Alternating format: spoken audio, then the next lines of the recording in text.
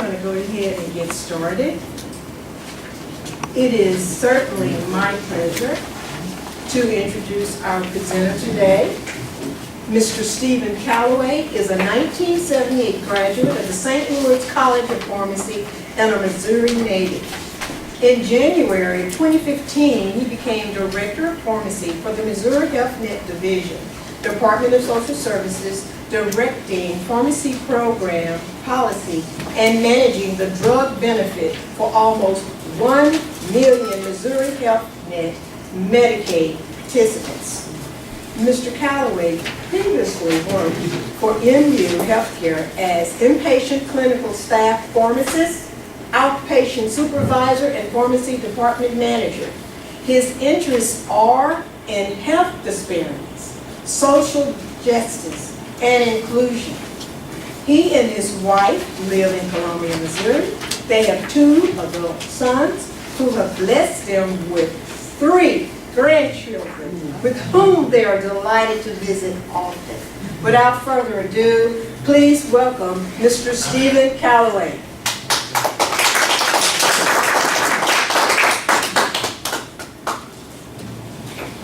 Thank you. I appreciate that welcome. And I have to first apologize because we were supposed to do this on May the 23rd, and I had a little something happened that it wasn't able to work out.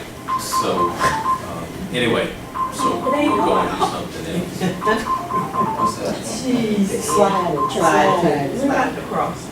All right. Sorry about that. So Andrew, do you need me to kind of stay in the middle where I see this little inside here where I am in terms of being able to see? You can walk around if you like. Okay. Thank you. I kind of tend to do that. So Ms. Jenkins was contacted me and asked me to talk about opioids, and that has been very much my life at Mo HealthNet for about the last 6 months, and so we're going to jump right into this. And so here are my objectives for today. So first of all, I want to make sure that you understand what I mean when we say the opioid crisis, and probably also what's an opioid, right? Secondly, I want to share facts about the opioid crisis in Missouri specifically. Third, I want you to hear what's being done to address the problem in Missouri and nationwide. I want you to learn a little bit about pain and some ways to treat it, because that's going to be part of how we deal with the opioid crisis. And then lastly, I want to challenge you and ask you to consider your role in helping to tackle the problem. All right? It looks like I just got something up here, on here that looks like one of our sites is connected maybe? Great. Okay. So super. So the way I usually like to do this is I got some slides, right? I got PowerPoint. That's great.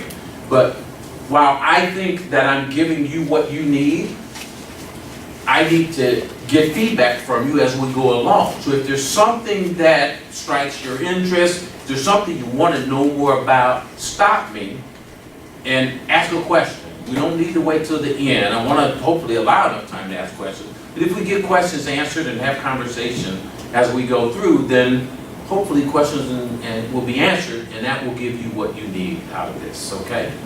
So great. Welcome to our other sites here too as you join us. Happy to have you join us and talk about opioids. Okay. So what is the opioid crisis? Let me just stop for just a second. What's an opioid, right? So that's maybe a word that you've not heard before, but an opioid is just a medicine, a substance that is related to opium in terms of having the same properties as opium. So you may have heard about opium and the opium wars and those kinds of things in history in China. And opium is a powerful painkiller. So when I say an opioid, I'm just simply talking about a medicine that has the properties of opium, or sometimes you might hear us talk about morphine. So morphine is an opioid, but I'm going to use opioids, and by the end of the session 2, I'm going to test you on can you say and spell opioids. Okay? Okay. All right. Yes. Hint, there's 2 I's and there's 2 O's. Okay? All right. I'll have a little trick for you to kind of remember that too. All right, so the background on talking about the opioid crisis, right? Crisis, something is going on that it's, it's a 911, right? We got, it's an emergency of some sort. So background on this is that back in the late 1990s, the pharmaceutical companies, came up with, so let me back, morphine's been around a long time. Opioids have been around a long time. We know what opium and morphine does. It kills pain, okay? And back in the day, part of what we were concerned about were people getting addicted to morphine and opium, all right? Well, in the late 1990s, the pharma companies kind of developed some new products and they had a new strategy. And they said, you know what? Painkillers aren't addictive. They're not as addictive as we think they are. And interestingly enough, the basis of that, what they actually use it. So usually in medicine, we go on what's the evidence, right? What can we prove? What was a study done on? What's the evidence, right? They based their evidence that opioids weren't addictive on a letter to the editor in one of the medical journals. And it was an observational study by 2 doctors who went back and looked at patients who had been in a hospital on morphine. And they looked to see how many of those persons got addicted to the morphine. And their observation, so this letter to the editor wasn't even a page long. This letter to the editor, the pharmaceutical companies jumped on that because the letter said, in our observation, morphine is not addictive. And so they used that to create a whole pharmaceutical marketing campaign around new opiate products to say, hey, we can prescribe opium and opioids without any problem because it's not really addictive. And if you really have pain, no problem. It's not going to be addictive. Well, that wasn't right. That was wrong, as we now know. But the result was that doctors began prescribing opioids much more. So OxyContin, okay, that's the drug. That was the start of it. The company that made that, that's who started it off. They said they had they made so much money, they had so many representatives out talking to doctors about this that it make your head swim, right? So they began prescribing it. Hospitals, if you think about it, when you go to the doctor, they ask, how's your pain? Pain scale. Right? Pain scale, smiley faces, 1 to 10, right? You're supposed to say where your pain is on there. And they always are supposed to ask you, because that became one of the things that docs got rated on and hospitals got rated on. How do you address your pain? And so we started this idea that somehow we're not supposed to have any pain. All right?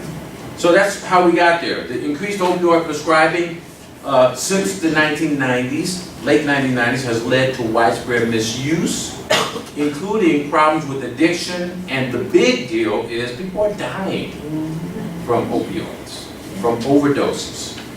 Non-prescription illegal opioid use is also on the increase. So when I say illegal, I mean heroin.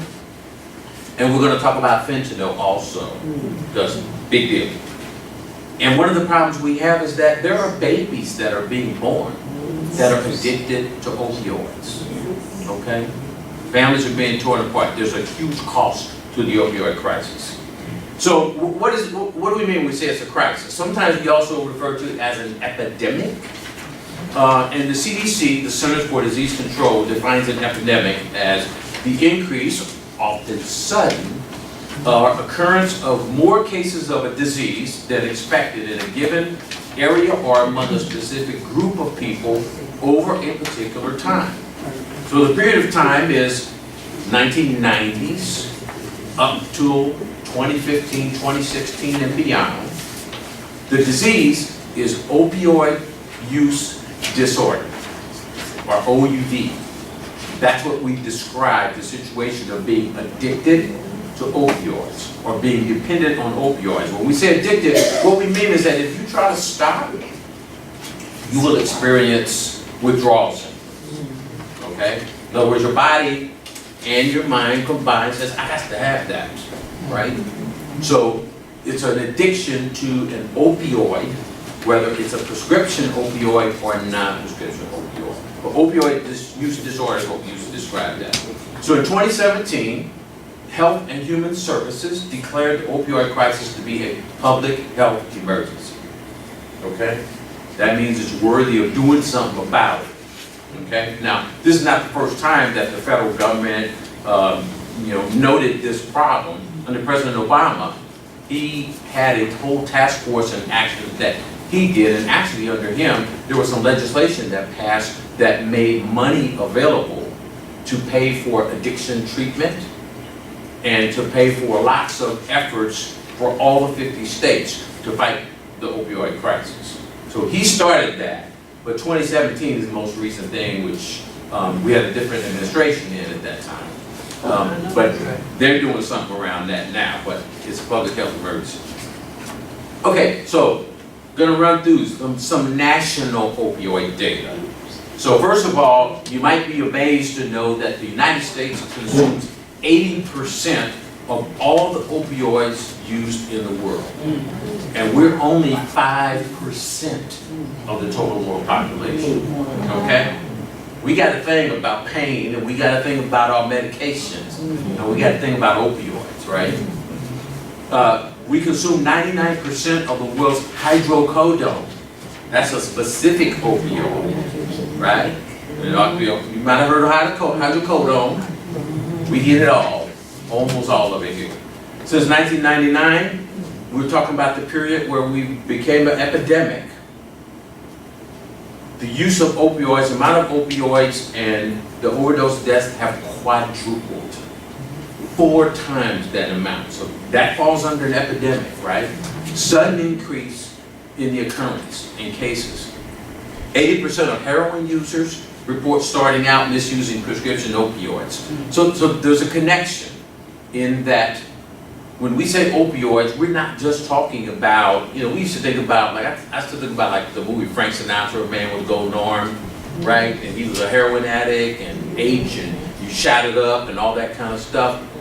We're talking about that, yes, but we're also talking about prescription opioids. Right. Okay? All of it that gets snorted, all of that stuff that happens, right? And there is a connection between people who use heroin who often started out with prescription opioids. The CDC, Centers for Disease Control, reports that 116 Americans die every day from an opioid overdose. And that's combined prescription and heroin usage. So, how do drug overdoses and deaths from drug overdose compare to other causes of death? Okay? So this just gives you some idea. If you follow this line here, that goes, I don't know if that's going, yeah, maybe I hit it. I don't know, you won't get that. Okay. If you follow that line there, you'll see that drug overdoses is 52,404, and it's turning up. It keeps going up. It's higher than all the rest of them. It has overtaken car accidents as the main cause of deaths. Okay? And you'll see on the bottom is since 1990 up through 2015. HIV, which was an epidemic in its time, right? We made great strides in HIV. People are living longer. People are living with HIV. People are not dying from HIV. And so you'll see the deaths from HIV are actually on the decline. And then you got guns in there too. I'm not even going to start a conversation about guns. Yes? What year was this study done? This is just looking at over time. But 2016. This is over time. This is, so in order to get 2015 on there, they would have had to have done that around 2015. This is the bottom line there is the years. So they've basically taken the years and over time.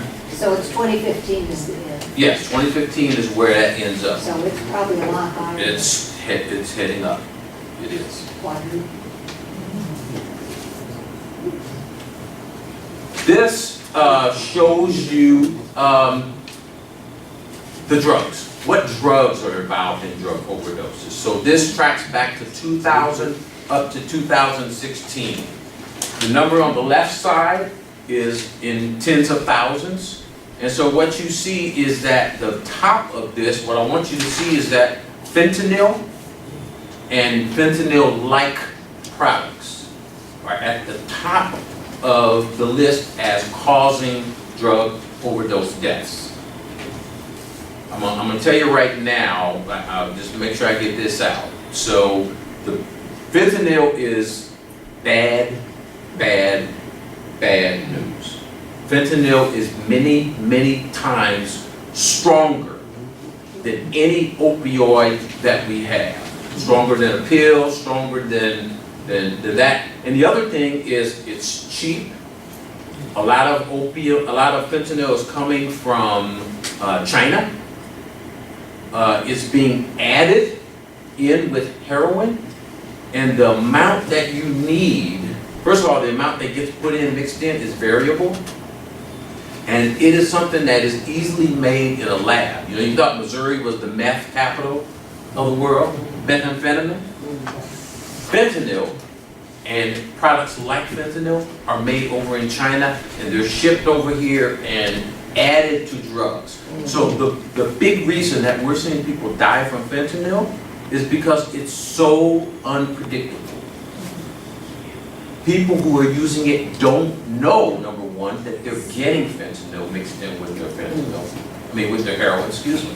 They don't know this mixed in with it. They don't know how much is mixed in, and rather than being able to kind of reliably depend on what a heroin dose would do, the fentanyl in it makes it extremely unpredictable and makes people much, much more likely to die from an overdose.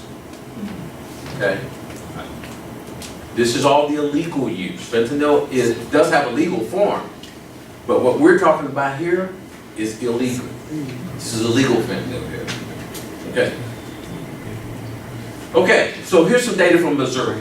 89,000 prescriptions for opioids for every 100,000 Missourians. That's not quite one prescription per each Missourian.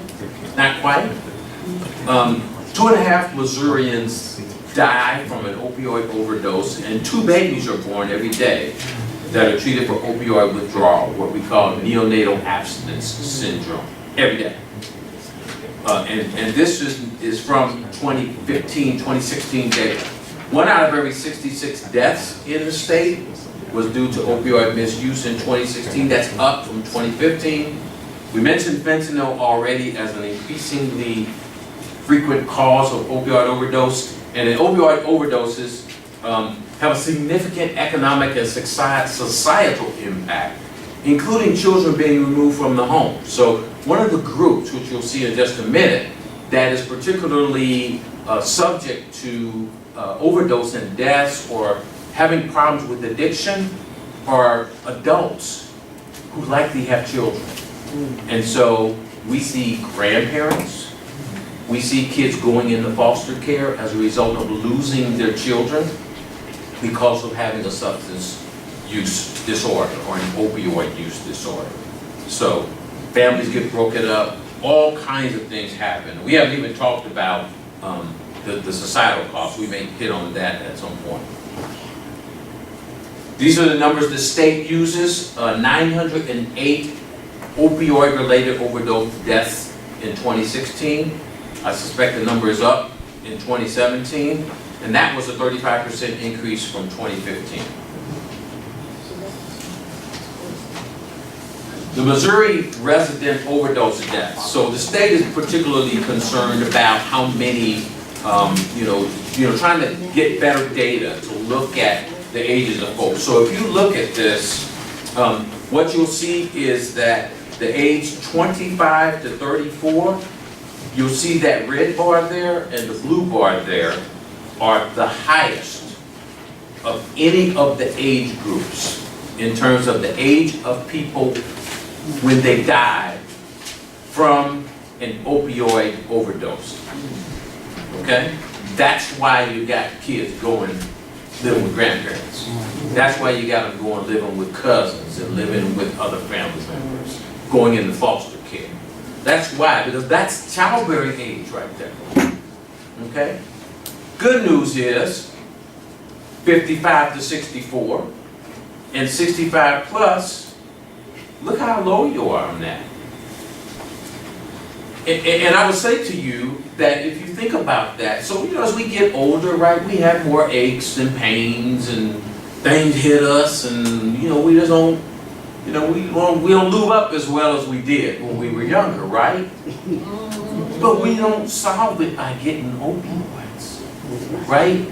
That's generally what you see is that we usually don't go and get a prescription for an opioid.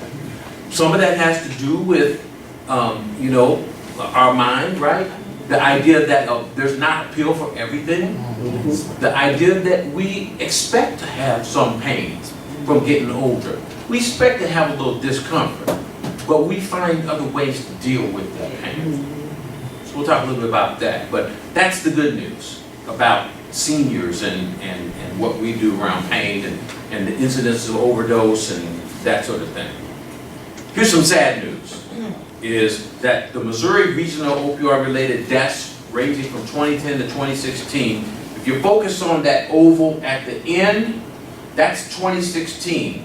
And that one little kind of gray bar that you see that heads up and is the highest point there, those are opioid-related deaths for the eastern region of Missouri. St. Louis area. St. Louis area. St. Louis City, St. Louis County, and surrounding counties. Okay? Okay. And then you see what it is for the other areas. The other area behind that, as you'll see, is by the green bar. There represents southwest Missouri, so Boot Hill-ish area. So I'm going to talk a little bit about rural populations and that, but this is what the opioid deaths look like. You think about big cities, right? You can't expect big cities to have a lot more problems. They have a lot of issues around poverty, the conditions that people live in, all those kinds of things. Crime tends to kind of be there. And again, this is not just prescription opioid, but this is illegal. So this is all of that. All right? So, yes. And then this shows that the death rate by race and ethnicity, so Black and African Americans have a higher death rate per 100,000 persons. Okay? And this takes in all of it. But I'm gonna also say to you something else, though. Maybe the good news that we'll get to this. But this is Black and African American that have a higher death rate per 100,000 related to opioids. Not good news. Okay, so the title of my talk is, and let me back up. Before I leave this here, there's one other statistic that I don't have in your thing here, but specifically, the state of Missouri has looked at heroin overdose deaths. Heroin overdose deaths, not, prescription opioid, heroin, illegal use. And they looked at from the time period 2005 to 2006 to 2015, 2016.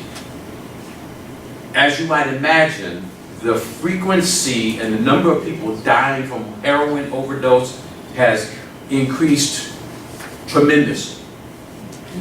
But of the group that it has increased the most is white females.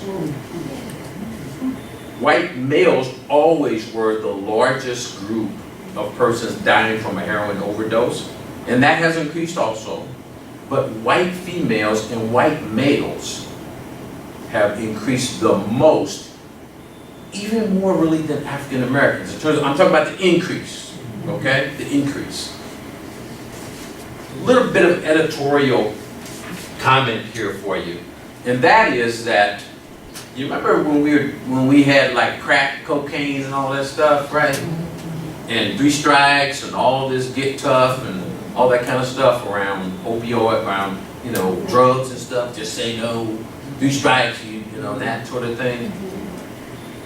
You're probably aware that that disproportionately affected blacks, right? Because blacks were most likely caught with crack cocaine, while regular cocaine was used by white folks, okay? Just a fact. Not prescription, illegal. Yeah. Illegal, Okay, not cocaine. okay? And so folks got caught with cocaine, you know, it was illegal. They got in trouble, but they didn't get in trouble like crack people did. So black folks wound up getting more severe penalties, going to jail more frequently for longer than other folks did. So what have we got going on now? So now we have a disease that looks like it disproportionately, maybe disparately, affects white people. Now, I'm not saying that we care more about white people than black folks, but now we have a problem. Now we have a crisis. Now we have an epidemic that the government wants to do something about. All right? And so we want to treat it because it's a disease. And don't get me wrong, it is a disease.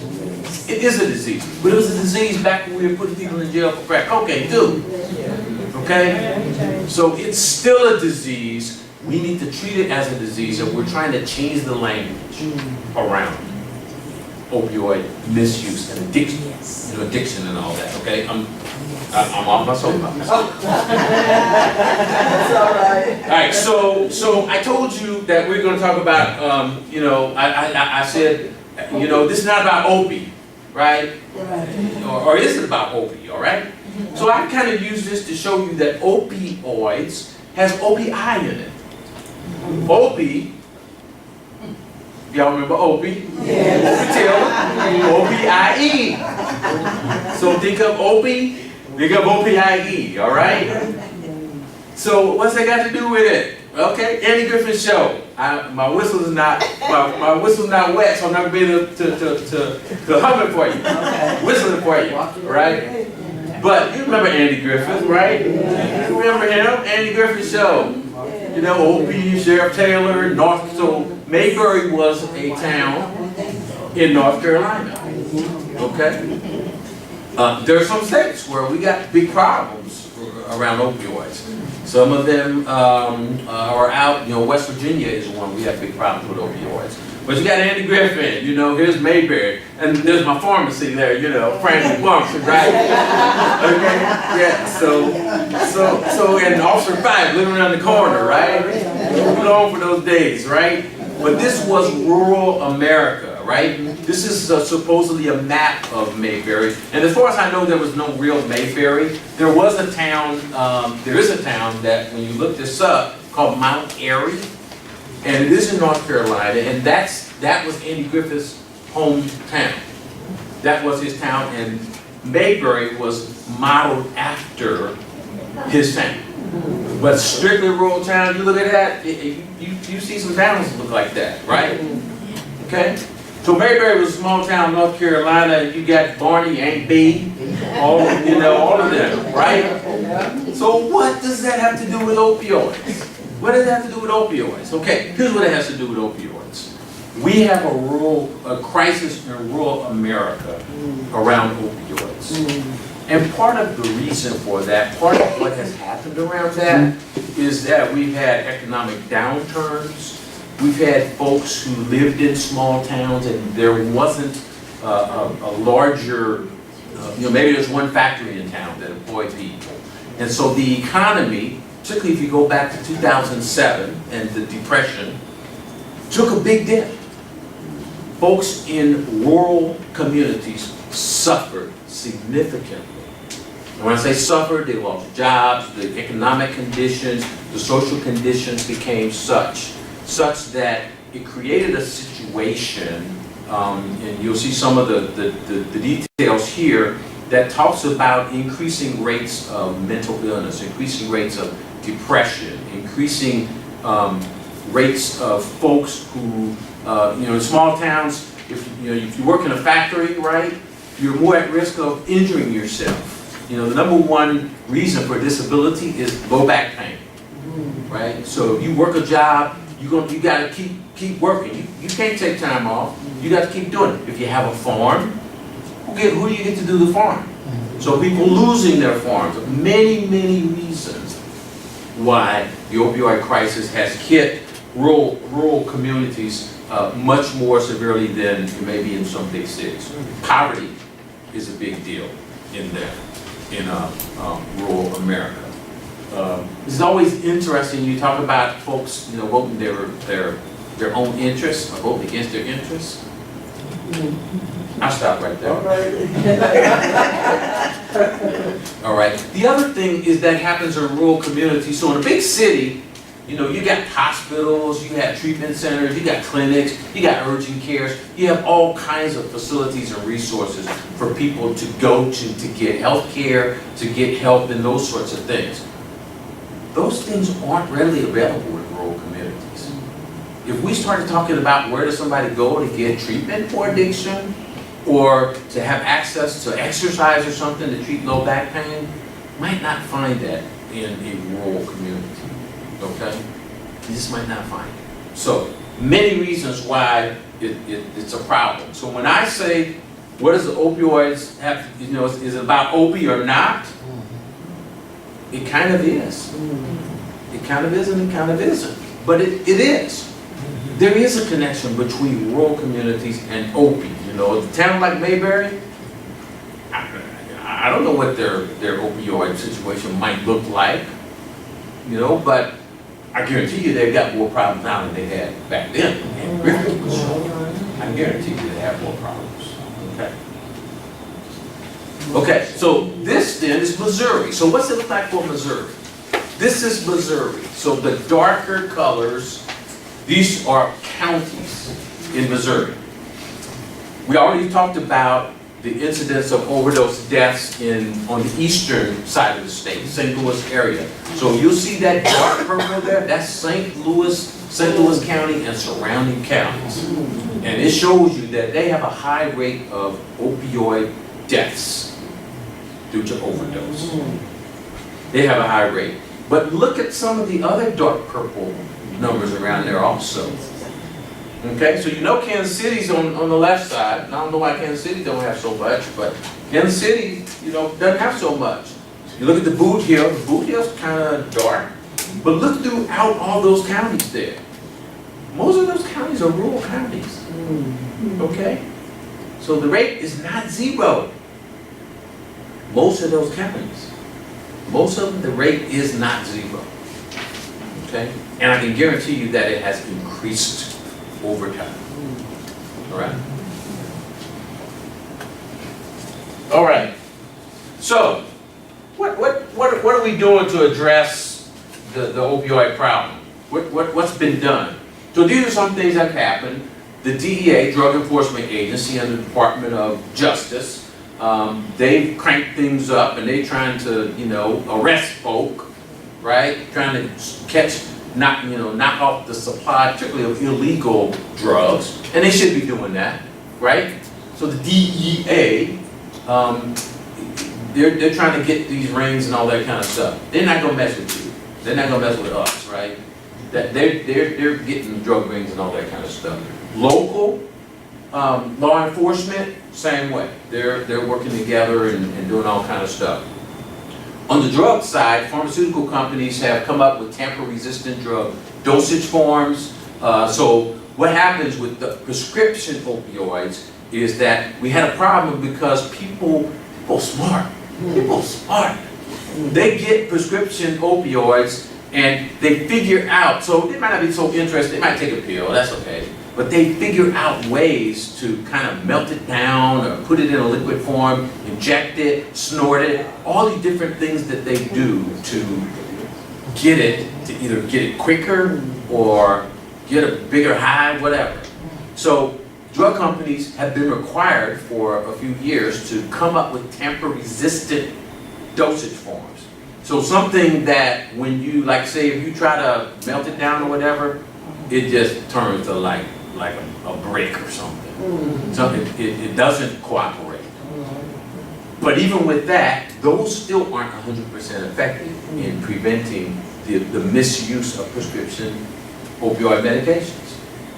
Third-party insurance limits on prescriptions. So one of the things that we see that third parties, Medicaid is one of them included, Express Scripts, Medicare D, Part D plans, is that they have restrictions on either the quantity of an opioid medication you can get at one time, or how many prescriptions you can get over a certain period of time. And if you wind up taking medication for, so we'll talk about acute and chronic, you take it for a period of time that longer than you think you should, then they will make you get prior approval to continue taking that opioid. Okay? So those examples are limits there. There's something we call a prescription drug monitoring program, or a PDMP. Missouri technically has one. The governor last year in July announced an executive prescription drug monitoring program that involved getting data from Express Scripts to look at that and try and figure out what doctors are doing and trying to look for patterns of misuse. But a real prescription drug monitoring program means that if you go to the doctor and you try and get an opioid prescription, there's a database that the doctor can look in to see if you've had anything recently. Like maybe you got some yesterday, right? You would. But someone who's doctor shopping, they go to these different, and hey, I have pain. Because pain is very subjective, right? If you tell me you got pain, your pain's not like your pain, not like my pain. And my pain, when I talk about it, is from my own perception. So the doctor doesn't have a really good way to know, and he may do tests to show that, well, I don't see anything wrong. You don't have any broken bones. You don't seem to have a disease, but you might have pain. We'll talk about that. Federal government, through some legislation and bills passed, is promoting better addiction treatment. So as I mentioned, we want to treat the addiction now. We're not going to arrest our way out of this problem. We need to treat it, right? We need to treat it like the disease that it is, and treat it like a disease, and prevent people from getting hooked on this. Greater availability of naloxone. So naloxone is the reversal drug. And we passed some laws in Missouri that allow you to go into a pharmacy, ask the pharmacist for naloxone. You don't need a prescription from your doctor. You might need some money. But you can get naloxone. So maybe you have a family member who has an opioid use disorder. Or we've heard about people, like a librarian was talked about. She lives across from a place where there were known users of drugs. She is a naloxone carrier and has rescued a number of people who were across the street using illegal drugs. Okay? But naloxone absolutely saves lives. Yes, ma'am. So is that something that would reverse the effects of that Yes. opioid drug that they're taking? Yes, it does. In fact, people who have been down with an overdose and unresponsive, you give them this naloxone, I won't say they kind of jump up, but they might be upset because you reverse that opioid effect, and they don't like that. They usually don't like it. They're alive though, right? But yes, it reverses the opioids like immediately. Because what you do is you put it in someone's nose. That's how you give it to them. Is you squirt it in their nose. You don't have to swallow it. You don't have to inject it. You squirt it in their nose. It's a life-saving drug. Life-saving drug. Support for pain and addiction research and prescriber education on opioids and pain treatment. Because part of what we need to do is we need to educate the doctors, right? Because if the doctor don't write a prescription for an opioid, you're not going to get that prescription opioid. You won't get it. Okay? So if we can get doctors to not write it, then people won't get it to misuse it. Now, I have some thoughts about chronic pain, which we'll talk about, but docs who are writing prescriptions like bad prescriptions, and they know it's fraudulent, and they know people are misusing it, that's not good. Yes? Are you going to be addressing this later, the lobbyists in pharmacy that are, making it harder to treat addictions? And I've read that huge amounts of opioids are delivered to some towns that have no sizable community, and there's no explanation for it. You'll be talking So about we already kind of touched on that. That's kind of the idea of the DEA and local law enforcement that are looking at the distribution of controlled substances. So they're doing exactly what you say. If a pharmacy in a town, and the town only got 5,000 people, right? Yeah. And there's a huge shipment of narcotics, medications being delivered to that pharmacy, something's wrong, right? Something's wrong. And you have to get at the doctors who are writing the prescriptions. You have to get at the pharmacy that's filling the prescriptions. So yes, you have to get at both of those. That's a law enforcement thing, and they have actually cut back. The DEA, who controls even how much opioids can be in the supply chain, they have cut back by at least 3/4 of previous amounts from previous years. So they're not even allowing supplies of that to go out. Okay? They're not even allowed to go out. And pharmacy companies also have stopped detailing doctors about opioids and saying to them, oh, Peaches in the office and yeah, this is a safe drug. They're being much better stewards and responsible about the use of opioids. They are. And the lobbyists for pharmacies are making good laws. Well, They're putting their money toward good laws and not bad laws. Well, they don't need to lobby around drugs. I think they know that what they need to do around opioids, they need to get on board with whatever folks are doing to fight the problem. They got plenty of other stuff to lobby for. But in the past, Oh, absolutely they have. they've been Absolutely. promoting their money. Absolutely. Absolutely. Absolutely. So I'm gonna get rolling. So definition. Not necessarily intended to be funny, but just a little slight break there. Dilate. Die later. Or die later. Or, okay? Alright. Okay. So pain and opioids. So we talk about pain and we say there's acute pain and there's chronic pain. So if you whack your hand with a hammer, that's acute pain, and it's not cute. Right? It hurts. It hurts, right? But it's not going to generally hurt like forever, right? There's a time period that pain will go away, and there's some things you can take for that. You got Tylenol, you may be able to take ibuprofen, naproxen, a number of things you can take to relieve that pain, okay? That's acute pain. Doesn't last long, is usually relieved by the common stuff. Chronic pain is generally pain that you have for longer than 90 days, and it's pain that it's kind of always with you, all right? Now, the most common types of pain: back pain, severe headache, migraine, neck pain. And I'm not talking about cancer pain, which we'll mention that in just a second. But part of what goes along with pain and actual, so pain can be caused by physical problems, right? You hurt something. But the other thing is that you whack your finger with a hammer, you whack your finger with a hammer, y'all don't perceive that pain the same way, right? So part of how we perceive pain really is just that, the perception of pain. What has been our previous experience with pain? Do we really fear pain? Maybe people are really afraid, had a bad needle stick, had a bad blood draw, all kinds of things. So how we experience pain is very personal, and it can impact how we experience pain. How much we have, how frequently we have it, and all those sorts of things. It's always better to address the reason for the pain. Always. You break a bone, get the bone set. because that's going to do a lot to take care of the ongoing pain. But the big issue in treating pain is what's the impact on your function and the quality of life? Yes, ma'am.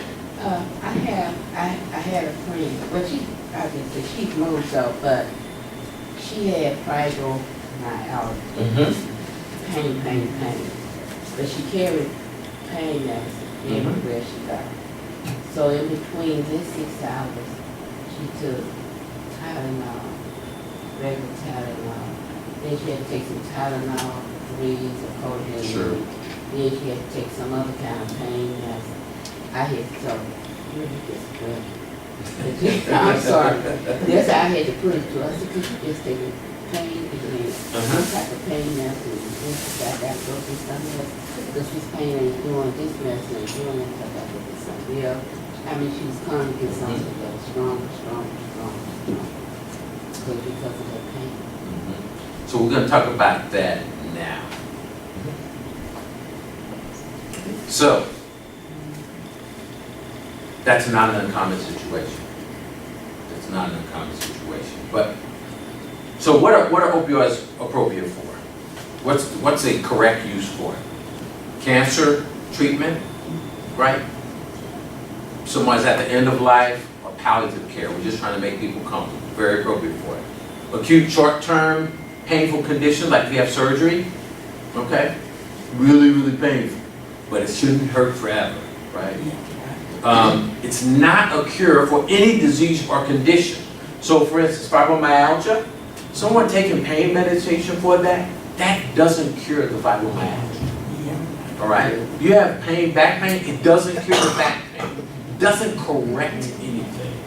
So if there's something else we can do to address that, then that's what needs to happen. That's what the doctor is for and should be actively involved in doing, okay? And to your point, in terms of taking pain medication, there are significant risks that are associated with chronic use of opioid medications. Just above that is, one of the things that we've done is, what's the real evidence that if you take a pain medication long-term to treat a chronic condition, what's the real evidence that it really improves it, makes it better? The evidence is not there. Most persons, I say, there's no evidence that long-term use of opioids, that there's a benefit, okay? But there's significant hazards and risks of taking it, combining with other medications. There is a risk of addiction. There's a risk of respiratory depression. There's constipation is a significant problem associated with chronic pain. Okay? So there are significant risks that are associated with that. There are lots of, the state reports about emergency room visits to the hospital because people have problems with opioids. Falls and fractures, particularly older persons. If you're under the influence of opioids, you're at more risk of falling, breaking something. Yes, ma'am. Are all DEA-enforced drugs considered opioids? No, they're not. They're not. The reason I'm asking that, and you're done talking about cancer, I have a friend that has cancer, and he was probably on about 12 DEA-enforced drugs, and including all the other medications that he takes. So, yes. So not every medicine that's controlled by the DEA is an opioid. So for instance, you might hear about Valium, okay? That's not an opioid, but it is controlled by the DEA. Another medicine, Tramadol, it is DEA controlled, but it's not considered an opioid. So yes, there are other controlled substances. Even one of the medicines for fibromyalgia is considered a controlled substance. And the medicine that we use to treat opioid use disorder is also is under control of the DEA as well. Okay, so that's a great question. Okay, so what's your role in the opioid crisis? We'll get to the end here. What should you be doing? So first of all, I've got some recommendations. So part of trying to treat the opioid crisis is to stop people getting opioids unnecessarily in the first place. So one of the things that you will find, maybe you go to the dentist, and the dentist just might not give you that Tylenol 3 or that Vicodin or one of that. He may say, you know, take some ibuprofen. You know, as long as you don't have problems with bleeding or something like that, or ulcer, take some ibuprofen or some naproxen, some Aleve, something like that. You know, Tylenol. You know, space them out. You know, in between to get the relief you need. Use cold. All kinds of different things. Do different things, but let's not go opioids right now.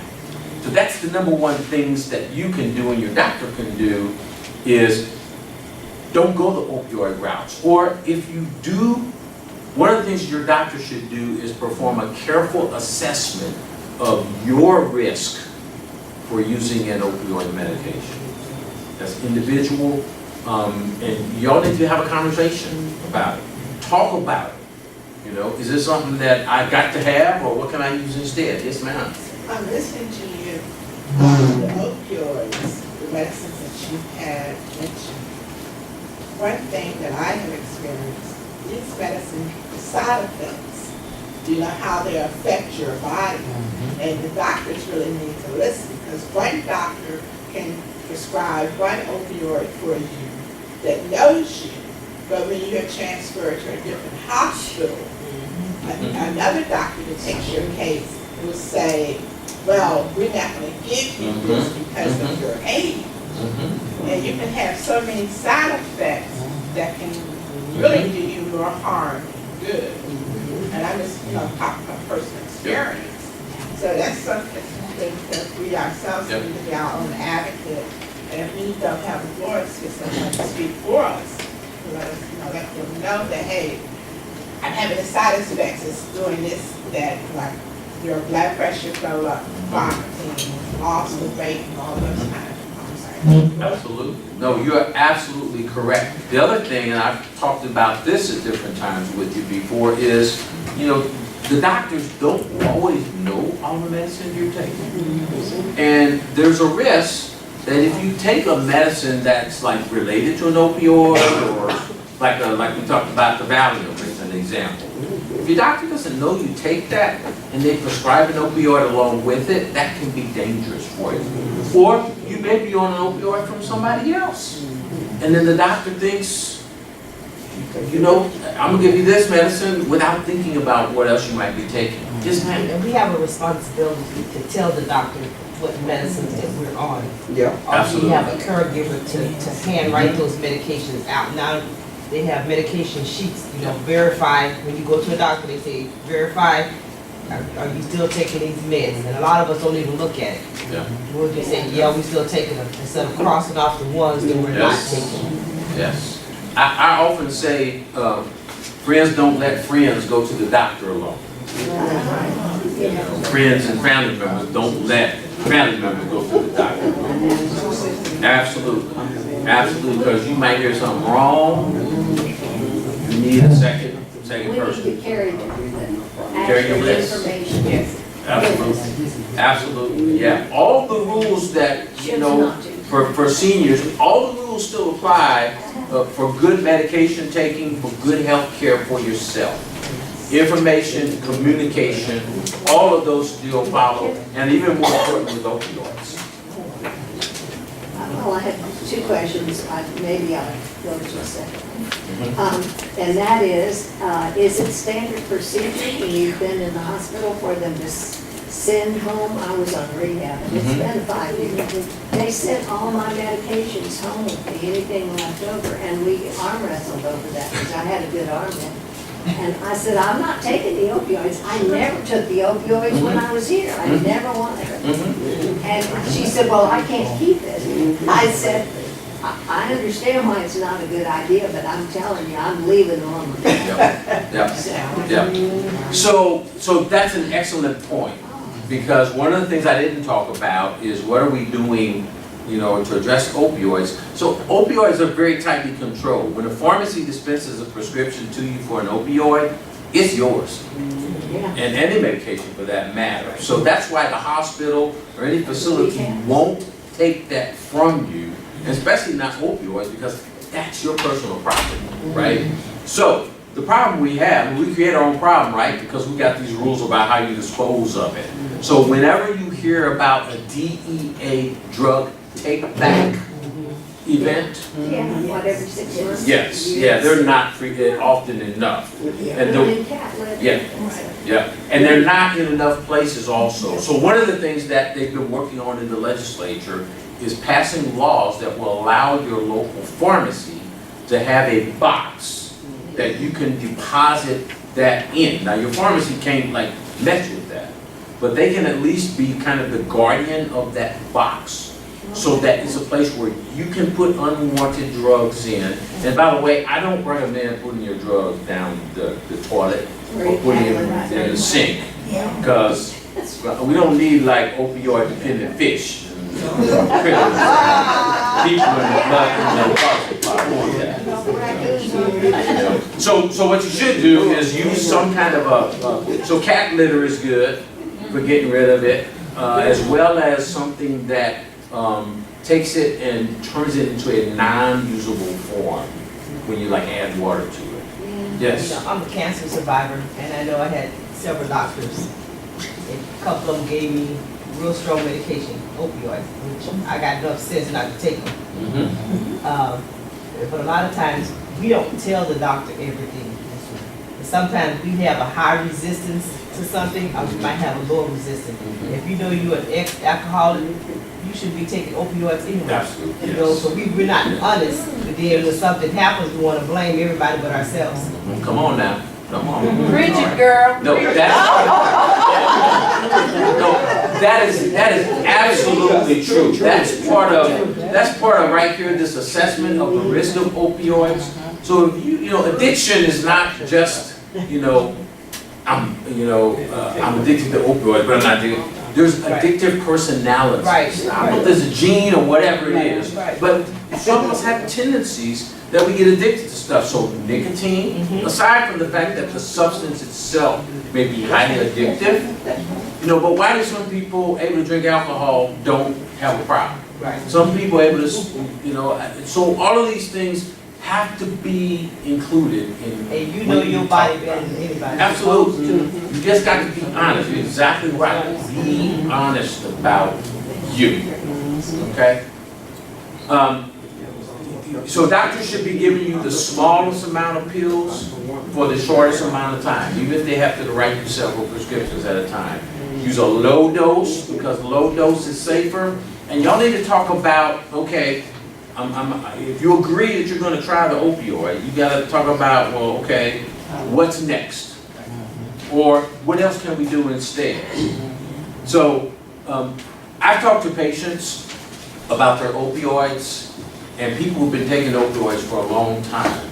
They don't believe that they have a risk in continuing to take opioids. They maybe rightfully say, well, that's not me. That's that person who is using illegal drugs. And I'm like, yes. Okay, yeah. But you're at risk. This can't hurt you. And so that's a big problem I have found in talking to people who've been taking opioids, to understand that they have real risk of harm from continuing to take opioids. They don't believe me when I tell them that. People who may be taking opioids should not assume that they have to be on an opioid for the rest of their life or indefinitely. If you want to stop, persons want to stop or reduce taking the opioids, it's a good thing to do, and they need to do that carefully with their doctor. We had, when I talk to doctors, sometimes the doctors say, well, I didn't think the patient would be interested in stopping or reducing the opioids. I didn't think they'd go for that. And when they talk to the patient, they go, yeah, I kind of like to stop. I'd like to reduce it. I'd like to not do this, right? Alternative therapies. So that's one of the things. What's an alternative therapy? So we talked about how people's perception of pain influences how they experience pain. So if you're anxious, if you don't have coping mechanisms to deal with pain outside of taking a pill. So the lady she talked about that had fibromyalgia, what else is she doing? Is she exercising? Is she having any kind of physical therapy that she might be getting? Does she have another activity that maybe even distracts her from the pain that she has. All of those are things that help people deal with the pain because it's the mental part of the pain, the psychological part that influences how bad the pain is. So, and understanding too, that pain-free might not be a real expectation. Might not be a real expectation. But being able to function, absolutely. That should be a goal and can be achieved. Often we find that people who have opioid misuse problems or are using opioids, there's a mental condition along with it. Maybe there's depression, maybe there's anxiety. And if we treat that condition, then maybe that's going to improve the pain. I had a lady I talked to, she had 12 chronic conditions and was taking a huge dose of opioids. And I couldn't convince her that she was at risk. And then number two, I said, well, what about your doctors that's treating your arthritis? What about your doctor that's treating this whatever?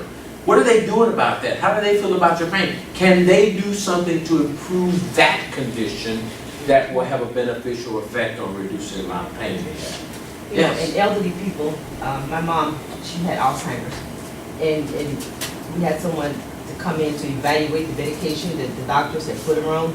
And when he got done, she was taking like 9 pills. He cut all of them out except 2, and that decreased her dementia greatly. Because a lot of your medication rises your dementia, you don't even know it. Absolutely. Again, my rule is fewer meds, better. That's your rule I told you about before. It may be appropriate for a person to actually get treated for addiction, get treated for dependence. And part of what we got to do with that is we got to take the stigma away from somebody who's being treated for an addiction. There's not stigma, so if we have diabetes or we have high blood pressure, we don't get like, dissed because we got high blood pressure or diabetes. Opioid use disorder, or substance use disorder, is not a moral failing, even though that's how we thought about it in the past. We've taken drug addicts and even the language we use. You're an addict, right? You're a person that has a disease. So we need to change the language around that. And then one of the other things is get you some naloxone. If you're in a situation or know people who, family members, friends, you're in a situation, have some naloxone around. Don't keep it in your car. It's too high. But have some naloxone because you may be the person that saves a life. Okay? Okay. So if you're taking opioids, the other problem we have is if people steal medicine out of your medicine cabinet or your cabinet. So if you don't have it there, they can't get it. Or if you have to have it, any medicine you have, make sure it's secure. Don't share it with anybody. Avoid taking alcohol or certain medications.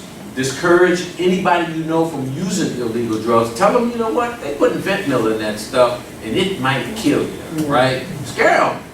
If you need to, right? Carry naloxone and encourage any friends and relatives you have to seek treatment for a problem that they might have. Don't shame them, encourage them, love them, help them. That's all I have. What kind of questions? I know we're at our time here, so I'll leave it in Ms. Jenkins' hands here. Thank you for your attention. We have time for a few questions if you don't mind. I'm happy to take some questions. And I also think our folks away. Satellites, I think they were trying to connect, but I don't think that we're still connected. Are they in here? They're not. So, Okay. well, Central Missouri, great opportunity. So, I know you have questions because you were asking throughout Mr. Calloway's presentation. Great. Wonderful questions. Great question. I always love how my seniors are engaged. Absolutely. I was wondering about marijuana oil and using it listed not opiate. Great question. So that's a great question. So I'm gonna do this here. Interesting. It is interesting. So the Veterans Administration, the VA, has been doing, part of what you hear about is the use of marijuana, in different forms. The use of marijuana in allowing people to use less pain medication. The evidence is starting to come in that the use of marijuana or marijuana-related products can have some benefit for folks who have chronic pain. You know, reducing their need to do it. Most of that research right now is being done with veterans, like I said, with the VA. And some of it is very promising. You know, medical marijuana sounds like a reasonable thing. Now, marijuana is now without hazards, but everything we do relating to drugs and medications and treatments and things balances the benefits against the risks. And that does seem like one of the things that has fewer risks compared to opioids. So, short answer is, I think it's promising. I don't think we're there yet. I was just in Florida last week, and they've got all kind of ads with the highway patrol and stuff saying that people should not be driving like under the influence of marijuana, and talk about getting arrested and stuff like that. Do we So have you a should- way of testing that? Oh yes, we do. We do. So there is a you know, so again, there's some risks of that. It is a substance that affects your mental state, for sure. And where we're going with that is trying to figure out what part of the marijuana it is. So we have some medical uses for marijuana, we know, like for intractable seizures. And it's the CBD oil, the hemp oil is what's used, so it takes out that THC component that makes you high. And the interesting thing also about marijuana is that, so I'm a pharmacist, I do drugs and all that kind of stuff. I can't dispense marijuana, right? Interestingly enough, that's controlled by the U.S. Department of Agriculture. That's who controls the growing of, the distribution of, and the quality standards around any marijuana products that are provided for sale and taxed. Yeah. But isn't that like taking on, curing one problem to take on another one? Yes. Potentially it is. That's why they're working on the research, because that's the other thing is you heard about marijuana as kind of a gateway drug to other drugs. That's what we used to always think about it. I was out in California recently, I don't know if it's legal out there or whatever. Certain amounts, We were on yes. this one street on the beach. I told her, we have got to leave, because I am getting dizzy. Yeah. I know my grandkids are getting high. We need to go back to the hotel room. It was just awful. Yes. You know, and my opinion on it is, the devil is a liar. And everybody they put in jail for marijuana use back in the 60s and 70s, let them out if they're gonna legalize it. Mhm. Yeah, yeah, sure, yeah. So yeah, the court's out on marijuana right now. We are seeing more legalization of marijuana for medical. They sell that oil in the health. Yeah, some places do, yes, yes. The stuff that's in our health food stores, is that, I Generally, mean, is that for seizure, is that actually the type that would be? no, it's not. Well, so let me back up. In Missouri, it actually is legal to use the CBD, the hemp oil. That law was passed a couple of years ago. It was passed because one of the legislators actually had, one of the senators actually had a son who had intractable seizures, and that particular bill passed like something to zero. I mean, there was nobody opposed to it. So it is available for that. That's the form that is available. So when you sign bills, everybody on the corner, it seems like downtown has a bill for medical marijuana, but it's already passed. Well, so it's very, very limited in use. And I think more of the medical marijuana that we're talking about really has the THC active ingredient in part of it also, right? Any more questions? One more. I have one. Yes. It's not about marijuana, it's about our medicine that we take. Uh-huh. Do we take them all together? I don't. But I learned that if we take them all together, we form a drug that nobody knows the name of.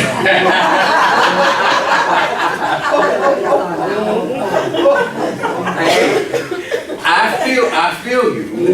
So technically, you're exactly correct. Technically, you're correct. You know, we talk about drug interactions, and so there really are very few drugs that, like, if you put them together in a cup or whatever, they would interact with each other physically. But the bigger concern about taking medications together, so there's two pieces. One, that you take, I take this, and I take this, and I take this, and I take this, and I take this. The more things you take, the higher chance you have of having an adverse reaction to any one of, or a combination of those medicines, okay? And then there is something to be said for the timing of the medications. So you should always follow the instructions that the pharmacist provides, and he's really your best source of when's the best time to take certain medications, because that can be really critical. You know, take it with food, not with food, take it with something else. Because we do know there are some medicines that interact with each other you shouldn't take at the same time. That's a great point. What Yes? about adding like your vitamins and your organic stuff and your herbs and all that stuff along with your medication? How dangerous is that? You know, hard to say. We know there are some drugs that, some herbals, some homeopathic, some vitamins that interact with other medications. I don't have a blanket always about a particular vitamin. It really would be on an individual basis of what you should take. I have stuff, I take stuff at the same time. Like I have my multivitamin, I've got my omega, and I've got my, you know, I got my CoQ10. I have those that I take at the same time. And those are generally fine. But there are some other medicines that are more like an herbal thing, that it's a little more touchy on what you take with those. I'm less worried about vitamins and things in there, although sometimes vitamins may have iron in them, and the iron in them can cause a problem with other medications. What about, you know, a lot of people use that diffuser now where they put the oil drops and stuff, and I've heard that, you know, depending on how, you know, they put a certain amount in those diffusers when you've got it going in the air for everybody's. Yeah, I'm not so familiar with those. I haven't had much experience with those at all. Sorry.